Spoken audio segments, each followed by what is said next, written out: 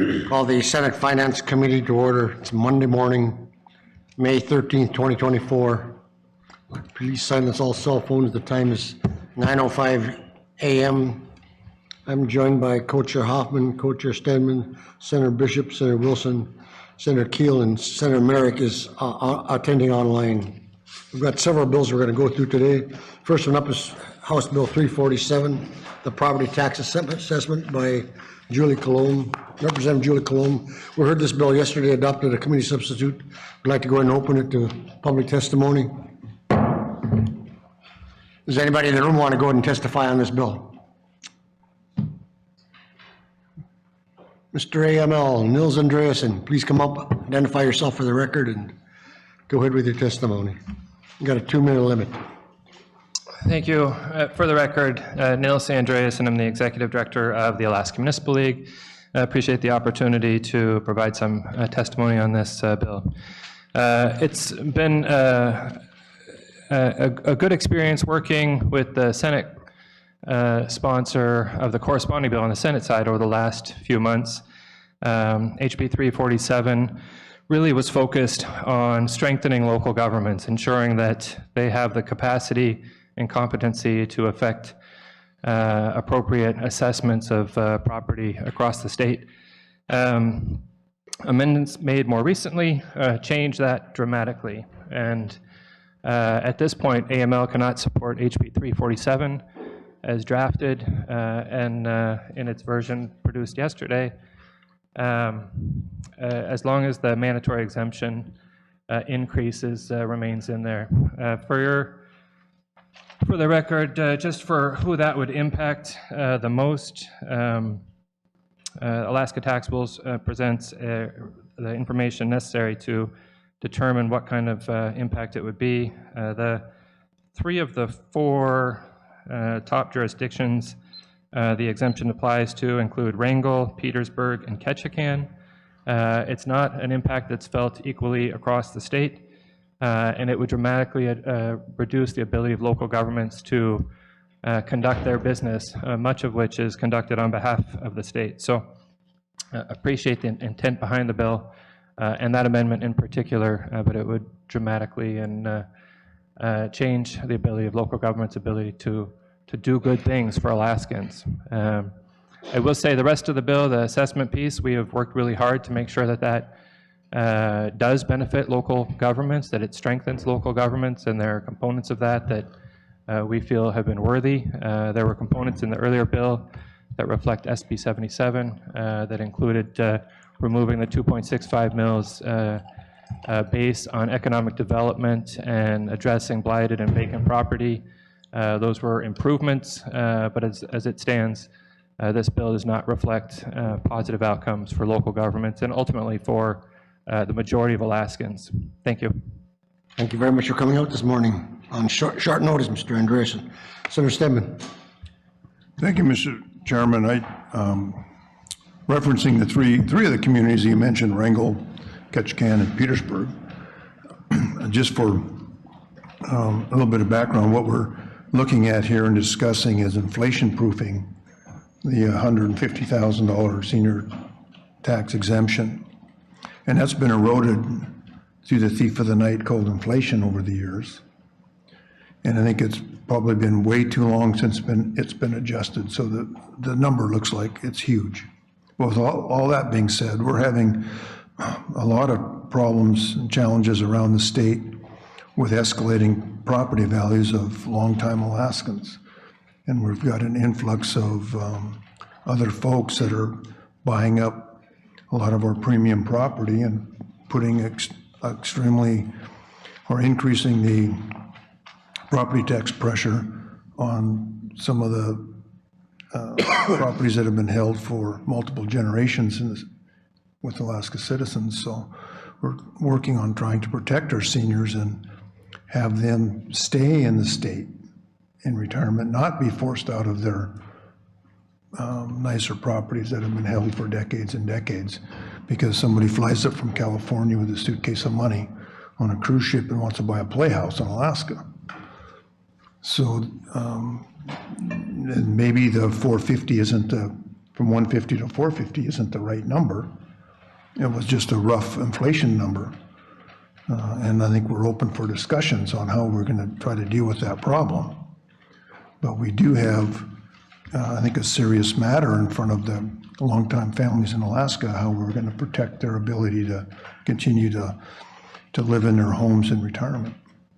Senator Keel. Thank you, Mr. Chairman. Mr. Andresen, maybe you can just sort of help with the way this would work on the ground. You know, if you had if this went into effect and you had a couple of retirees, maybe they got tier 1 benefits, $700,000 home. So here in Juneau, that's going to be 4-bedroom, 2-bath, quarter acre, maybe more. And they're exempt at $450,000. And then you had a couple of, you know, working parents, maybe entrepreneurs, a couple of kids in a $200,000 condo or $250,000 condo here in Juneau. That's, I mean, unfortunately, that's what condos are going for. Would they pay then the same amount of property taxes? Mr. Andreessen. Through the chair, Senator Keel, I think that's about how it would work. Yeah, it's worth knowing that this exemption currently applies to about 20% of all households. And so the benefit doesn't accrue at all to 80% of all homeowners in the state, or whether it's young professionals, young families, or other residents of a community. I think it's also worth keeping in mind that there are other ways to address inflation. Many communities have what's called a circuit breaker. It's basically an exemption, the ability to add an exemption or improve conditions for a homeowner that goes beyond what's currently available for a resident. So if they saw a high increase, you could apply a hardship exemption and increase the availability of that tax exemption on that property. So there's mechanisms in place to address the concerns that have been brought up. I think the other thing that we would note is that the AARP national policy on this issue, exemption that is a bit focused on seniors, should be needs-based. And right now, this exemption isn't at all. So it's applying to 20% of Alaskans, many of whom may not need it, but we don't know because the exemption isn't needs-based. And where a family or an incoming resident to Alaska, when we're doing so much of our work right now on recruitment and retention, trying to attract talent to the state, this exemption doesn't do that. Senator Keel. Thank you, Mr. Chairman. Mr. Andresen, Senator Stebbins made an excellent point about longtime homeowners who risk getting priced out. You mentioned that there's an additional flexibility for municipalities to do something for seniors above the mandatory. Do we cap that, though? Do we tell munis that they can only go so high, or are they able to go as high as they want on that hardship program to address senior needs? Mr. Andreessen. I think that also in the bill is an increase to the optional exemption, doubling that optional exemption from 75 to 150,000, if I remember correctly. Sorry, through the chair, Senator. Sure. And I would say that there are other ways. It's not just focused on the senior exemptions in terms of the tools that local governments have available. The economic development component to an earlier version of the bill would have allowed, I mean, there's actually a lot of flexibility when it comes to economic development that could have addressed this otherwise. Mr. Chairman, just to follow up. Actually, Senator Hoffman had a comment before. Thank you, Mr. Chairman. The problem is that you mentioned alternatives, but the problem has existed for over 30 years, and AML, from my viewpoint, hasn't represented the seniors in this state and have not come forward to this table and made any recommendations. The seniors, although they have a voice, it's not a very big voice, and we're trying to give them that voice. Why hasn't the Municipal League, if this is a problem, do you perceive this as a problem? And if so, why hasn't the municipal league come forward to try to assist the seniors throughout the state of Alaska that are living, for the most part, living on a fixed income, and the inflation has eaten their tax liability away, increasing their taxes. And while another example in comparison is the base student allocation. Those arguments have been made, and we've listened, and we've adjusted the BSA because inflation, as Senator Stedman said, stealing the purchasing power in the middle of the night. They are well organized, and we have listened to them, and we've acknowledged that, and we've taken action. But in this case, the seniors living on fixed income, I don't see the municipal league battling for them. Mr. Andreasen. Yeah, thank you through the chair, Senator Hoffman. I appreciate this concern, and with just a few days left in session, I wish I were better prepared to address all the questions that you've raised, and certainly there's more data that we could bring to the table. I will say that we have resolutions in support of addressing this issue. Sure. That specifically speak to evaluating the role and the impact of mandatory exemptions, ways that they can be improved, and discussing things like I've talked about in terms of needs-based implementation versus wholesale implementation for a mandatory exemption. I will also say that Alaska is one of the few states that addresses some of the, I guess, disbenefits that seniors might experience by having a senior exemption on sales tax in many communities. So you may not always see it on the property tax side, but there's additional benefits that are accruing to seniors by implementation of a senior citizen sales tax. Senator Keel, I interrupted your chair or line of questioning. Go ahead. Thank you, Mr. Chairman. Mr. Andreasen addressed one of the optional programs. The one I'd been referring to was an additional option to help seniors based on income, but we don't, I checked, we don't cap that. So the munis could set that where they need to. And several have. I guess the question then, Mr. Andreasen, you spoke about economic development, you spoke about economic trends. Can you tell me right now, what is the fastest growing demographic in Alaska? Mr. Andreasen. Is that seniors? Young people.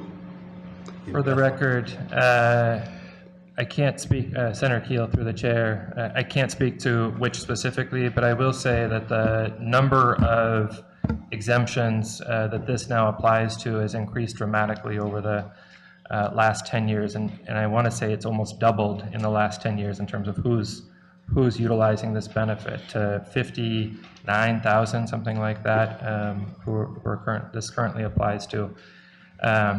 So I know that at least for this population, it is a fairly dramatic increase for who's using the benefit. Senator Stedman. Just to an earlier comment by the senator from Juneau,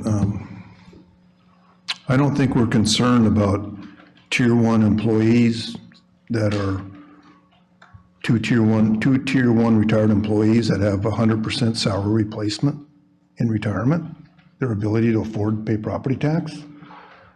But most people aren't retired from the state government, and they don't have 100% salary replacement.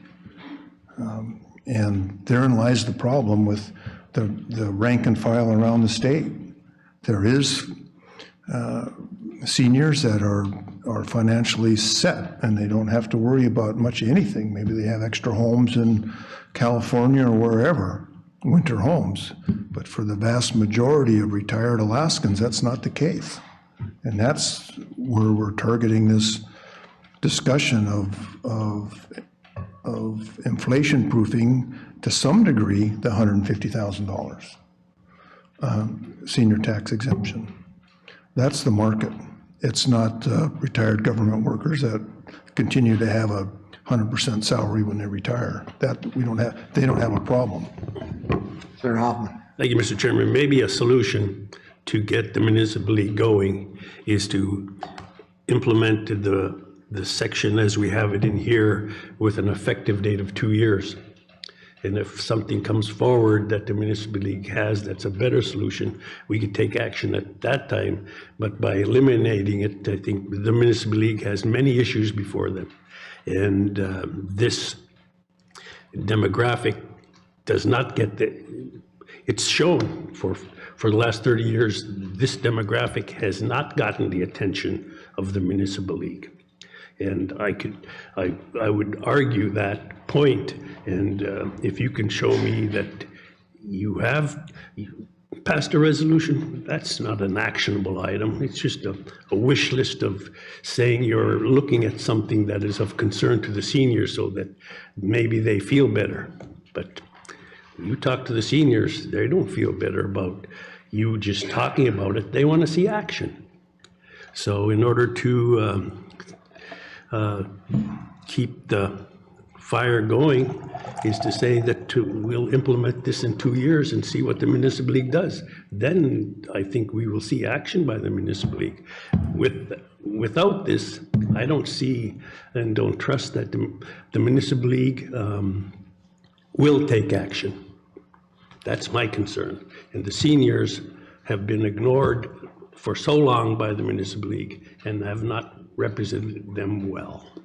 Let's continue on with the public testimony. Senator Keel, I think you had something to say. Oh, just briefly, Mr. Chairman, I actually agree very much with what Senator Stedman said, that the people who are set and doing great in retirement don't need the help. The problem is what's in this bill today, what went in the CS yesterday, helps them out entirely. You can have a second home in California, you can have a third home in New York, you can have a place in London, and you get this tax break. There's no targeting at all. And unfortunately, that gets shifted either to everybody else in the municipality through a cut or everybody else in the municipality through a raise in their taxes, one way or the other. So, yeah, I think interest in targeting certainly makes a lot more sense than what's on the table. Thank you.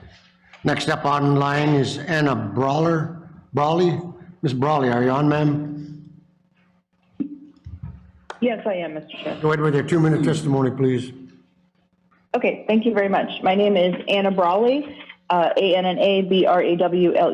I am calling in from Anchorage. I am calling as an individual, and I am not speaking for the municipality of Anchorage or the Assembly, since we haven't had time as a body to take position on this since it was brought up yesterday. But I am a member of the Anchorage Assembly, and I am co-chair of our Budget and Finance Committee. So I've spent a fair amount of time working to understand our city budget, the structure, and the impact of our local tax structures. I will make 2 brief key points. I provided comments in writing, and then I'm happy to answer questions. First, to the process. To my knowledge, this proposal has not been brought to the municipality or any other local government with a request to understand the impacts of these property tax changes or any modeling. I attempted to roughly calculate the impacts yesterday as soon as I heard about it.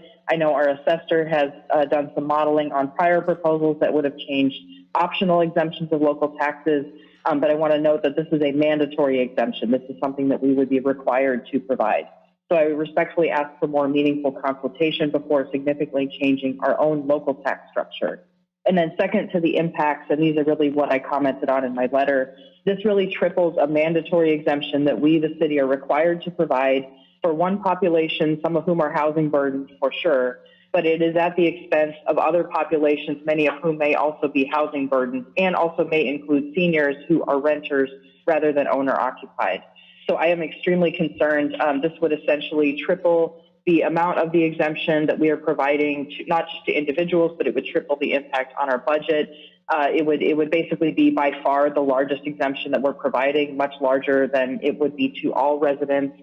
And again, any tax breaks that are provided because of the way our tax cap is structured simply shift the burden to other people. So it shifts it to renters who do not have these tax breaks. The property owner obviously pays the taxes, but it is built into the cost of the rent. It also shifts the burden to younger families, basically anybody under 65 who owns a home, and they would be required to pay significantly more for the city services that we all pay for. So I definitely agree The cost of housing is increasing. We need to help seniors. We need to address that issue. However, I also agree that this tax is not targeted. It does not consider the distributional effects on other taxpayers and the ability to provide services. And additionally, it really does not even target all seniors because it does not help those who are renting, who, I would guess are more likely to be low income or have issues in their fixed budget. So just in short, I believe that this is a conversation that could continue to happen. It should happen. It also really makes it difficult to make other tax policies, to make other tax choices that would allow for incentives for affordable housing, for other reasons why we would shift our tax burden by putting this one on the city with no input and Ms. Brawley, making it the thank you very largest much for tax coming base. out this morning. We have a comment and a question by Senator Merrick. Okay, thank you. Senator Merrick, are you on, ma'am? Yes, thank you, Chair Olson, and I was happy to wait till the end, but I just wanted to share some information that I received from the municipality and some of their concerns as this proposal was brought forward. The information I was told is that for the municipality of Anchorage right now, the exemption, the senior and disabled veteran exemption is $3.2 billion, and that would go to 9.6, and that those folks that, like businesses, landlords, and residential folks that are not receiving that exemption could expect their tax bill to increase at least 10%, potentially up to 20%. Thank you, Mr. Chairman. Thank you very much for coming out this morning. And anybody else in the room that wants to go ahead and testify on House Bill 347? Anybody else online want to go ahead and testify on 347?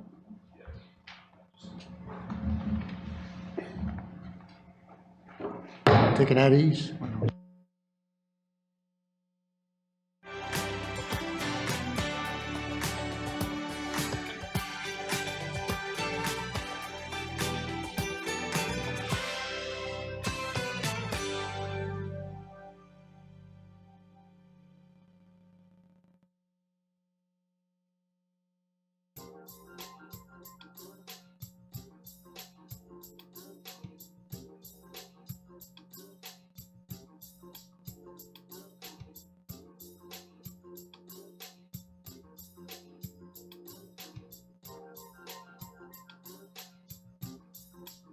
Call the Senate Finance meeting back to order.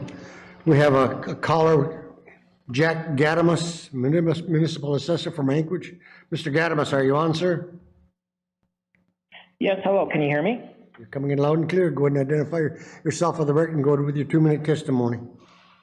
Yes, thank you. My name is Jack Adamus. I'm the Municipal Assessor for the Municipality of Anchorage, and I just wanted to maybe just reiterate a few of the testimony that I've heard already and just really mention that, yeah, I think if this were to be passed as is, we would probably see about more almost doubling of the senior exemption to about 9.6%. That would be a relatively significant reduction to the total tax base for the municipality of Anchorage.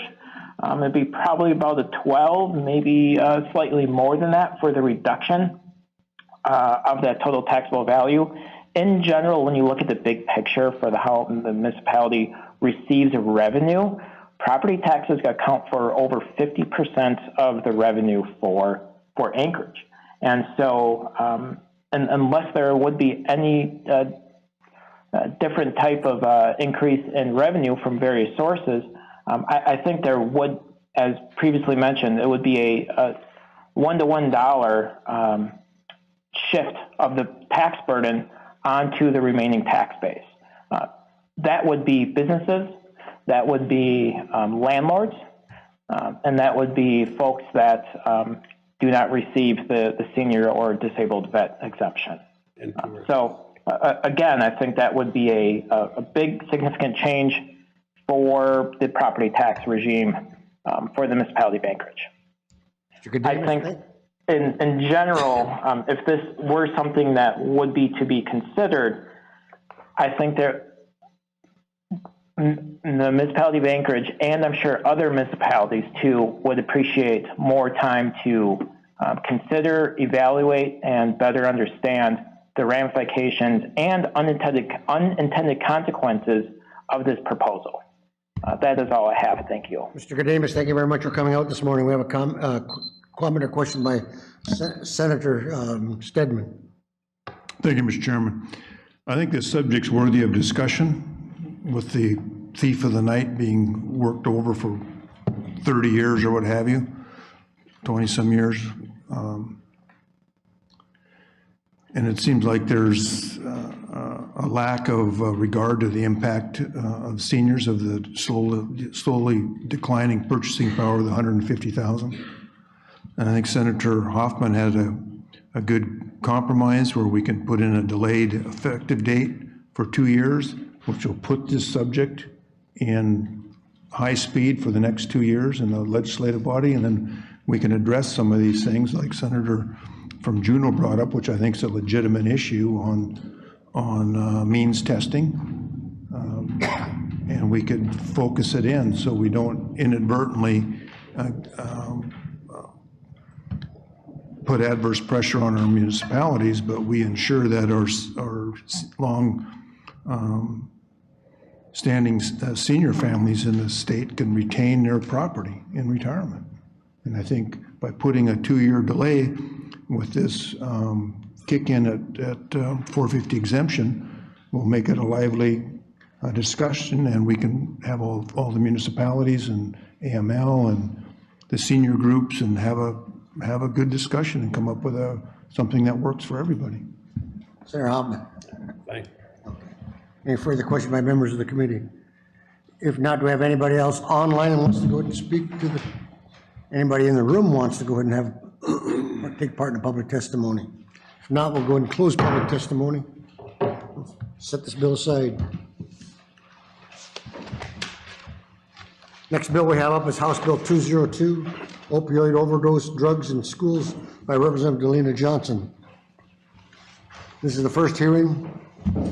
Representative Johnson, please come on up with your staff and tell us about the bill.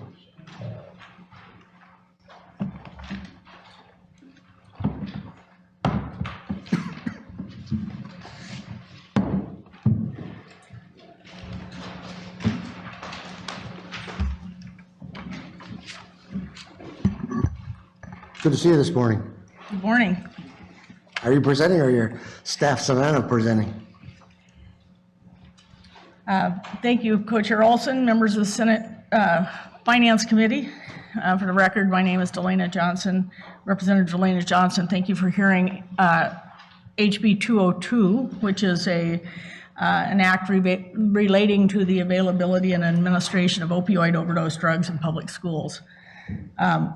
Last year, Alaska saw almost a 40% increase in overdose deaths compared to 2022. There were a total of 342 fatal overdoses reported in 2023, and 75% of those were fentanyl, a synthetic opioid. House Bill 202 intends to help children who are at risk of an opioid overdose during school by requiring that the Department of Health supply school districts with a supply of an opioid overdose drug. And as many of you know, the schools can be the main hub in many communities throughout Alaska, and oftentimes I believe there's a good sense that this may be the only place that these opioid reversal drugs might be available. Certainly, we know if drug dealers can be a distributor and get opioids to any place in the bush, I would think that we should be able to provide some reversal drugs throughout Alaska. And lastly, of course, we know that kids, teenagers, make mistakes. Often, a lot of people do, and they shouldn't be fatal. With that, I will hand this over to Savea Bieber to go through the specifics of what is in HB 202. Do we have any questions by members of the committee for the bill sponsor? Senator Wilson, Senator Bishop. At the right time, I'd like to question the Department of Education. Okay. Ms. Beaver. For the record, Savea Bieber, staff to Representative Delana Johnson. HB 202 will ensure that school districts shall ensure that a person trained to administer an opioid overdose drug will be open at the school when it is open to the public. During school-sponsored events that are on school grounds, school districts shall ensure that there are at least 2 doses of the opioid overdose kits, or 2 kits of the opioid overdose kits in the schools at all times, and at least 1 dose must be available during a school-sponsored event conducted on school grounds. The Department of Health will provide the school districts with the opioid overdose kits, and the Commissioner of Health will create a 15-minute video to train the teachers. Okay. Anything else? We have Lindsay Cato, and is she able to come on up and discuss the fiscal note?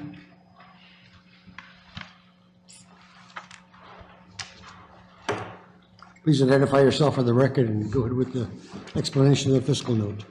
Thank you. For the record, this is Lindsay Cotto, Division of Public Health Director. We're looking at OMB component number 2818 for our fiscal note for HB 202. You can see that in FY 2025, the Division of Public Health and the Department of Health expect a need of $67,800 in this initial year. And then we expect naloxone to expire every 3 years. And so we've put in an additional fiscal note for $42,300 for FY 2028. The difference in those amounts reflect the initial costs of putting the boxes in place across the schools. And the reduction in costs means we don't have to actually replace the boxes. We're just replacing the kits and the doses within the schools. Thank you very much for explaining that. Do we have somebody from the Department of Education that wants to come on up and address the question that Senator Bishop has? Through the chair, Savea Bieber for the record, staff to Representative Johnson. I believe Kelly Manning from the Department of Education is on the phone. Ms. Manning, are you on, ma'am?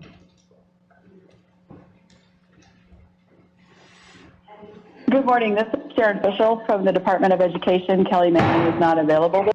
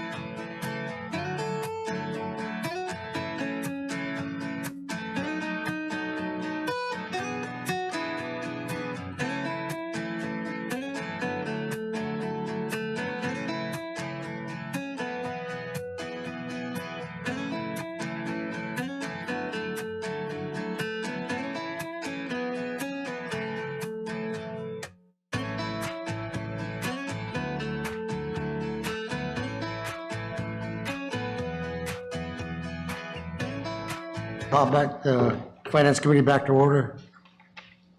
We had a question by Senator Bishop, and Sharon Fischel from the Department of Education is online. Ms. Fischel, are you on, ma'am? Yes, I am. You remember the question that was asked by Senator Bishop? I did not hear the question. Okay, go ahead, Senator Bishop. Thank you, Mr. Chairman. And My question is, what's the position of the Department of Education? Are they promoting drug education and prevention measures? What's the status on that? I know I don't have any individual school districts to talk about, but it's my pet peeve. We're really good, and I like the bill, but we're really good on the back end of fixing the drug problem. But what are we doing to educate kids to not even get to the point where we got to have these kits in the schools? Ms. Fischel. Yes, through the chair, Senator Bishop. Department is always helping with prevention, but again, what is actually taught in the schools is up to the local school districts. We don't necessarily have a position one way or another on this. Follow-up? Follow-up, Senator Bishop. I would think with this Board of Education that they'd want to take a position. They take positions on other topics. Ms. Fischel. Through the chair, Senator Bishop, I don't have a response, but we can get a response back to you. If you would, please. Senator Wilson. Yeah, thank you. Just to respond to Senator Bishop's question, I think the Department of Health is doing a lot in terms of preventative efforts and the expansion of the 1115 waivers, which I think may be on our floor later this week, in addition to the Medicaid and schools bill, that which hopefully can be passed this session as well, as hopefully as amended. Senator Bishop. I'm fine. Okay. Next person up is Sandy Snodgrass, the CEO of the Alaska Fentanyl Response in Anchorage. Are you on, Ms. Snodgrass? Yes, I am on. Can you hear me? You're coming in loud and clear. Go ahead with your testimony. Thank you so much for taking my public testimony in support of House Bill 202. Through the chair to Senator Bishop, I appreciate your comments about the education in Alaska providing reduction in demand of school and drugs. Naloxone is certainly needed in all schools at all times. In Anchorage, last spring, we had 5 ninth grade girls present at the nurse's office that had experienced an opioid poisoning. They were all 5 successfully reversed because the school nurse had naloxone provided by AK Fentanyl Response Project. We did all the high schools in Anchorage after that incident. So, Senator Bishop, I appreciate your comments about providing upstream prevention so that distribution of naloxone does not have to be used. It needs to be available, but we need to reach these kids before they ever take an illicit drug or a pill unprescribed. Thank you for your Thank you for your submitting this naloxone to all public schools. I think it's very important that they have it. It's, like I've continued to say, it's a tool. It is one of the tools that Alaska needs in its toolbox to stand up as a response to the scourge of fentanyl in Alaska. Thank you. Ms. Snodgrass, thank you very much for coming out this morning. I'd like to go ahead and open up public testimony on this. Is there anybody in the room that wants to testify on HB 202? Does anybody else on the line want to go ahead and testify on House Bill 202? If not, we'll go ahead and close public testimony.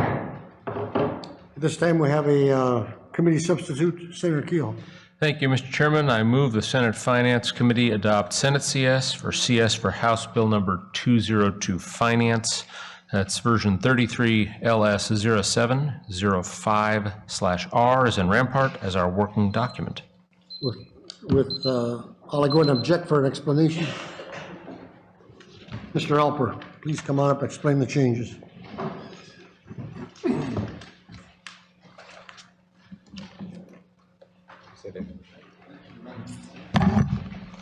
Representative Johnson, you're welcome to go ahead and stay there because we're going to ask your opinion on it.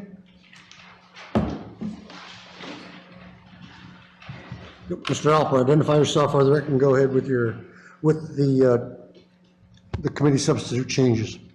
Thank you, Mr. Chairman. For the record, Ken Alper, staff to Senator Olson. Members have in front of them version R, and if the members would look on the first page of the bill on line 9, it talks about when a person trained to administer an opioid overdose drug must be on site.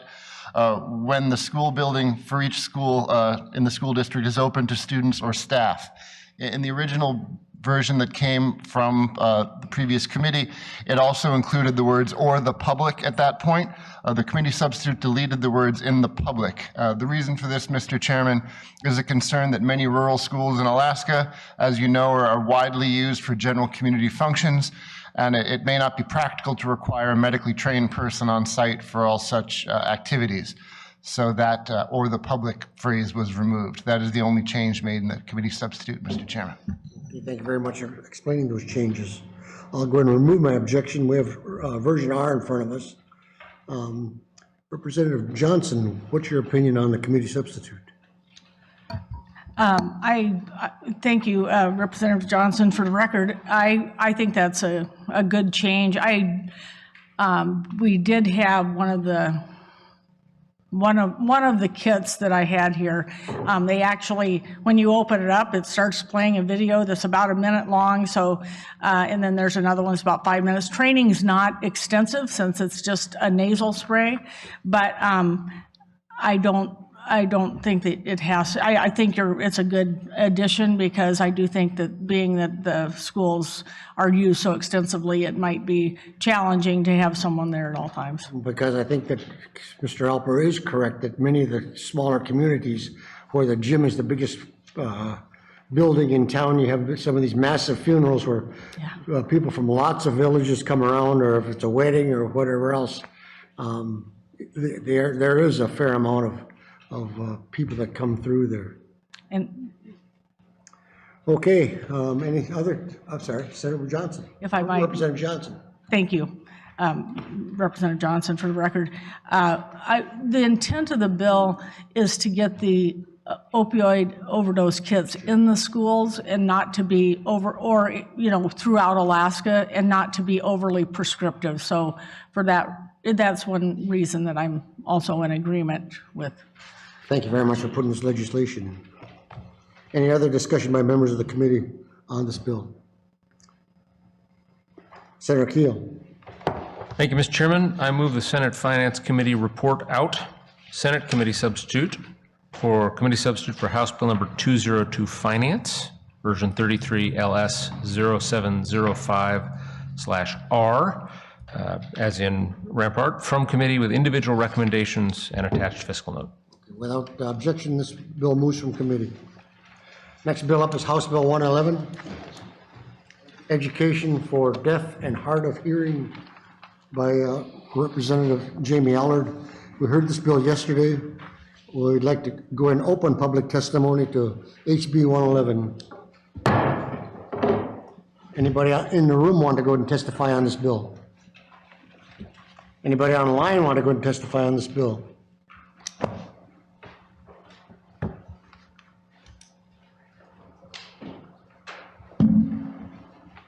Richard Seville. Mr. Seville, are you on, sir? Yes, I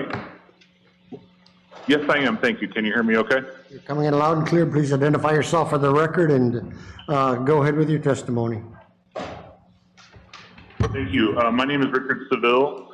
I am a staff person for the Governor's Council on Disabilities and Special Education, and I'm calling in to testify in favor of HB 111.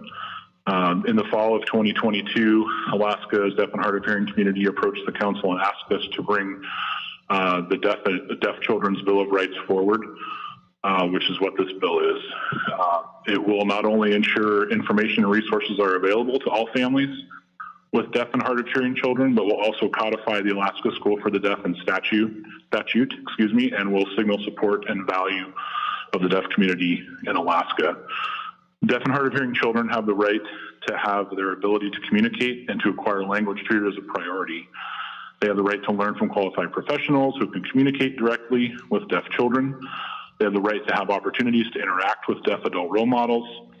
They have a right to have deaf peers of the same language mode, level, and age, and they have the right to full access to unbiased information, specialized personnel, school programs, and social activities. HB 111 will ensure these rights are protected and will ensure that parents and families of children who are deaf and hard of hearing have the information and access to resources they need to make informed decisions about what's best for their children's future regarding language acquisition, development, and their education.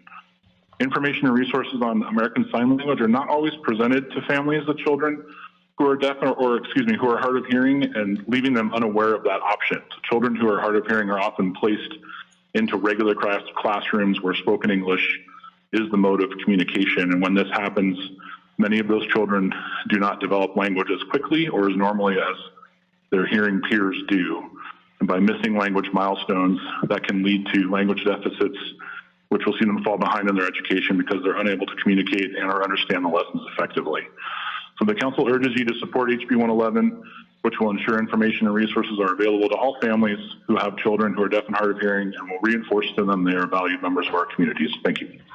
Thank you very much for coming out this morning, Mr. Seville. Anybody else in the room or online want to go and participate in public testimony? I'm going to close public testimony. We have the bill's sponsor here this morning.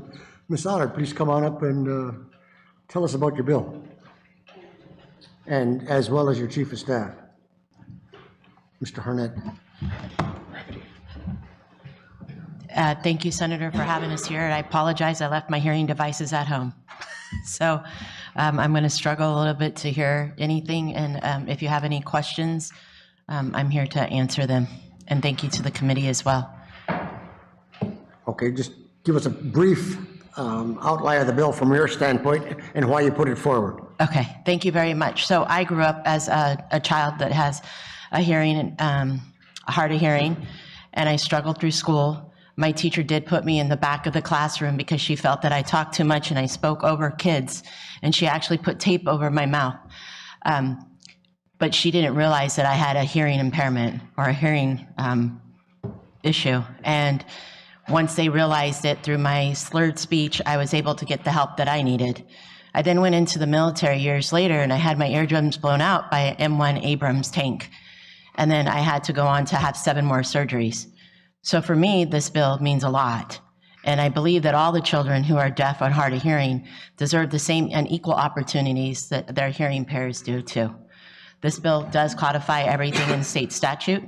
And one of the things that was brought to my attention, that there was a school district that took a individual who does use sign language to learn, and they took that interpreter away from that child, and that child could no longer learn in that education and in that classroom. So this bill is very important for our kids, and I just wanted to prevent that from happening in the future. Okay. Mr. Harnett, do you have anything to add to the your bill sponsor, your boss's comments? Okay. Any further discussion or question by members of the committee for the bill sponsor? Senator Wilson. Yes, Mr. Chair, I move the Senate Committee Substitute for House Bill 111, Education Work Order 33 LS 0504/U, from committee with individual recommendation and attached fiscal note. Okay. This bill moved from committee without objection. Taking that easy.